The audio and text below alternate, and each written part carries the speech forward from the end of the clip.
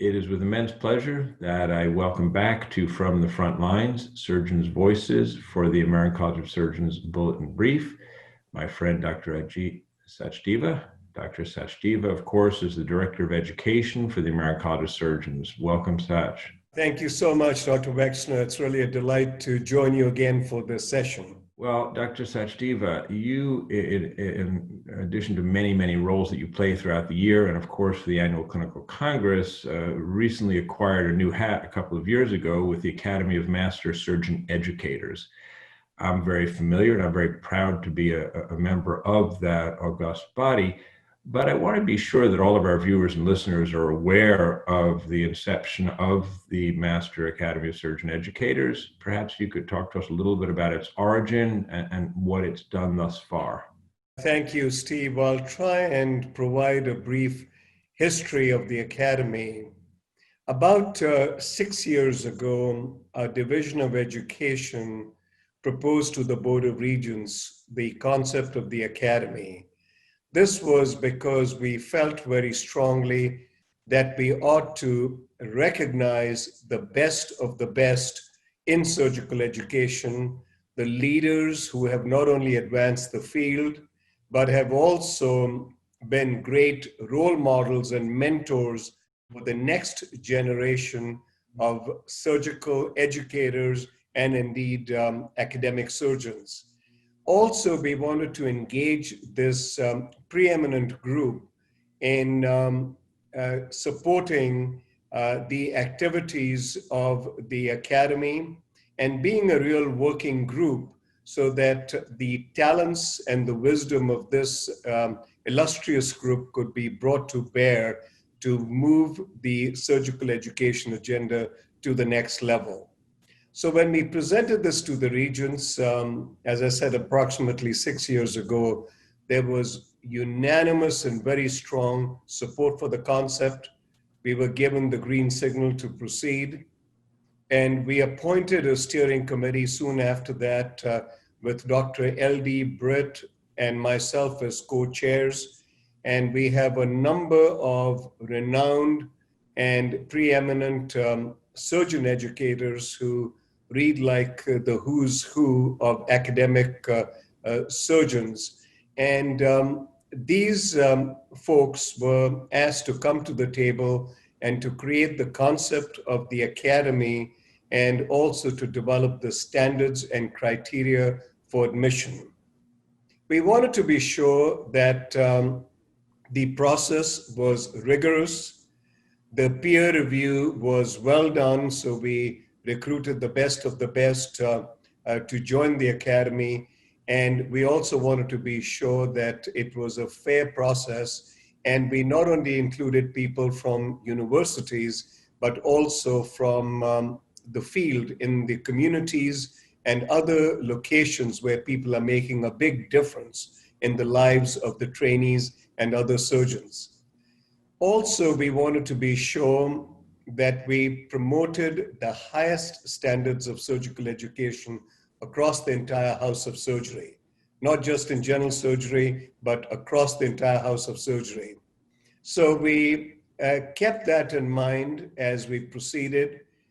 We also discussed the wisdom of opening this to international surgeon educators, and of course, all the members who are inducted into the Academy have to be members of the college, and many renowned international surgeons, as you know so well, are honorary members of the college. And we reached out to them, got the word out, and thought that we could recruit a wonderful cadre of members from this illustrious group.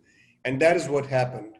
We worked through the model and its various details, and ultimately launched the Academy in 2017 with the goal of accepting applications in spring of 2018. We got a lot of interest, and after a stringent peer review, we selected our first cohort of members and associate members who joined the Academy in the fall of 2018.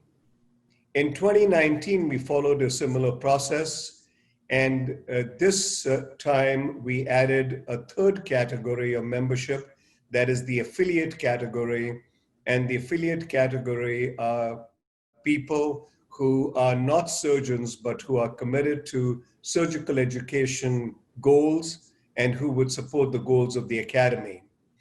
So we have the members, we have the affiliate members, and in the middle are the associate members who are moving up towards membership, but haven't quite reached that level of excellence in terms of their contributions. And the Academy is designed to support the efforts of these individuals so that we can help them reach the levels of member. Also last year, just before the induction ceremony last October, we had our first ever symposium of the Academy. And this was focused on new technologies and artificial intelligence. It was very well received and well attended. And this year, we have a shorter version of this annual symposium at the Clinical Congress. And it's a shorter version because of the virtual nature of the Congress and the fact that we cannot get the Academy together in person this year. Having said that, we also are planning a wonderful and very exciting induction ceremony for the cohort of members and associate members in the 2020 class of inductees. And that induction is going to occur on the 25th of September virtually over a 2-hour period in the afternoon. So that's a general background about the Academy. And I will also conclude by mentioning that over the last 6 months, we have been focusing on the impact of the COVID-19 pandemic on surgical training. We thought that was a timely topic. We put together a great committee of experts in surgical education, mostly members, but also some non-members, to reach out broadly and get people's input.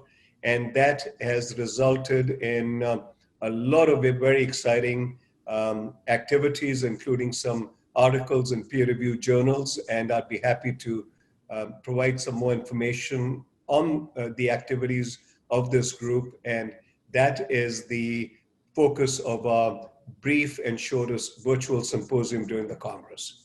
Thank you.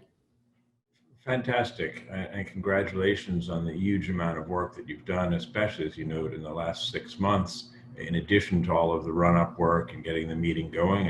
I very much enjoyed the symposium last September in Chicago on artificial intelligence and surgery. It was absolutely fascinating and tremendously interactive. It was a standing room only crowd, and as you say, not only the speakers, but perhaps more impressively, the attendees were a who's who of very senior authorities in surgical education. So it's a wonderful effort. Now, under normal circumstances, would the meeting, the annual academic meeting, if you will, of the Academy be open to non-members? The traditional meeting, an in-person meeting, yes, we are going to, from next year on, open it to non-members. Last year, we just had the members participate.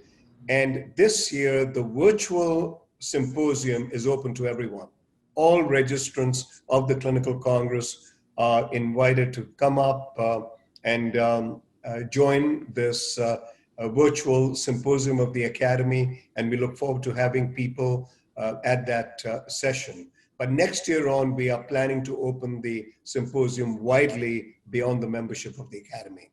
And also, I might mention that we have certain things that are open to all surgeons and, in fact, anyone in clinical practice. And these resources include items we are placing on our webpage that is wide open to anyone. And we will continue to get the word out to the larger professional community. Well, certainly the price is right, the price being free to attend this wonderful, robust, interactive symposium. And speaking of interactive, Will the Academy program be handled the same way as other panels during the annual clinical congress for the 5-day duration of the congress, in that participants will be able to ask questions through the chat function? A great point, Steve. Yes, we will have an intro to the symposium by Dr. Britt and myself. Then we have the 3 speakers who are going to be presenting the work of their 3 subcommittees. And those are Dr. Chris Ellison, Dr. Anton Sadawi, and Dr. Moshe Shabahang. And once they are done, we have a recorded discussion that Dr. Britt and I have moderated, and we've asked the panelists a number of very probing and exciting questions, and they gave great answers. We recorded that last week. And then, of course, the chat function will allow the attendees to pose any questions, which we will not only try and answer towards the later part of our symposium, but also after the symposium is done. We would be delighted to respond to each and every question in the chat room. That sounds great. The interactive function is going to be fantastic. I suspect that many people would not be comfortable walking up to the microphone in the Academy under normal circumstances, particularly non-members, given the stature of many of the people sitting in the room. But I think using the chat function, people will be more comfortable. So I suspect that you're going to engage more interactivity plus a larger international audience, because it obviates the need, of course, for travel, as is true of the entire annual clinical congress. Without giving away everything behind the curtain, do you think you might be comfortable giving a sneak preview and providing a few of the lecture titles? Sure, absolutely. Chris Ellison is going to talk about the activities of the survey committee that he has headed. And that committee created a 37-item survey that was sent out to the program directors and the chairs of surgery departments and surgical divisions of various surgical specialties, and also other constituent groups, including members of the Academy. And that survey provided a huge amount of valuable information on the impact of the COVID-19 surge on surgical training, both in terms of workload, surgical experience, clinical activities, and wellness. And in that context, he is going to provide some summary data from that survey that was completed. And actually that survey has been the basis of an article that was written by the group and has been accepted for publication in the Journal of the American College of Surgeons, and will be available very soon. In addition to that, Dr. Anton Sadawi, he will discuss the activities of his subcommittee that is focused on the experiences of various programs and departments in the midst of the surge and at various points in the surge, and what has been done to share information and share experiences across departments and across residency programs. Now that group has recently morphed into an editorial review group of the resources page of our Academy's webpage, and is beginning to look into placing peer-reviewed surgical education resources on that site so that people can benefit broadly from those peer-reviewed resources. And Dr. Shabahang is going to talk about his subcommittee that is focusing on novel teaching strategies and well-being during this COVID-19 pandemic, and the changes that are going to endure way into the future. And in that regard, we have launched a listserv that has been very, very active. In addition to that, Dr. Shabahang and the group have led an effort to address virtual interviews that are huge given the impact of the pandemic on the recruitment of our future residents and the recruitment season coming up. And that paper that resulted from that activity has been published in the American Journal of Surgery. It's electronically available, and that is going to be the basis of a lot more work of the subgroup. Also, the subgroup has launched a series of virtual surgical grand rounds. Actually, one of them is this evening on the COVID-19 pandemic, which would be a second in the series of virtual grand rounds. These are open to anyone who's interested. And in addition to that, the group has launched fireside chats with experts. And we've had one such fireside chat, and there'll be more coming up during the year. And finally, the group is looking at telemedicine and telehealth and how the new technologies have not only impacted surgical practice, which we all know about, but also surgical education and how we can engage our residents more productively to be part of this new paradigm where care is delivered remotely and where they need to be participants and can learn in the process as well. Fantastic. Sounds very enticing. I'm eagerly awaiting the broadcast during the annual clinical congress. Thank you for all you do, and thank you for your time today. But perhaps before leaving, we could just emphasize again the date and time of the Academy during the annual clinical congress. Thank you. It is scheduled for Monday of the clinical congress, and it is from 12 to 1 Central Time. So it's in the middle of the day. And what is interesting is that that is the slot we generally keep for our special sessions. And there are a number of special sessions in that slot on Tuesday and Wednesday that also focus on COVID-19. So there's going to be a thread of COVID-19 type sessions during that time slot. And we look forward to welcoming everyone to the symposium, to the feedback that people will provide us, and most importantly, to the involvement of everyone in the Academy. We are as good as the people who are part of the Academy, who of course are preeminent surgeon educators from across the world, and also people who are aspiring to those levels and people who support the goals of the Academy. So we look forward to everyone's involvement. And I would be remiss if I didn't congratulate you, Dr. Wexner, for being a luminary and a great member of the Academy. Congratulations for all that you've done in surgical education and your accomplishments. Well, thank you very much, Dr. Sachdeva. That's very, very kind of you.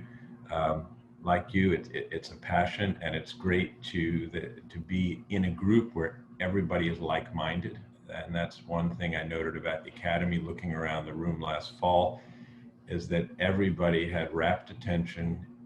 Everybody had good questions. We all had a common purpose, and that's thanks to your leadership, LD Britt's leadership, and the rest of the steering committee, the Board of Regents for proving the concept.